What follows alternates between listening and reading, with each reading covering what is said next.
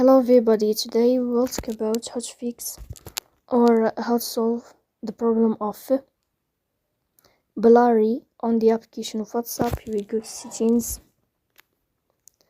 In this page here, you will go to this window of apps, default apps, app settings. On above here, you will search about WhatsApp and you will click. Then in this page of app info, you will click on first stop and you will click OK. Here you will enter to the window of storage. Then we click on clear cache. Here you can turn off your Wi-Fi and you can turn on your Wi-Fi again. So please don't forget to support us by like and subscribe. See you next time and thank you for your watching and your attention.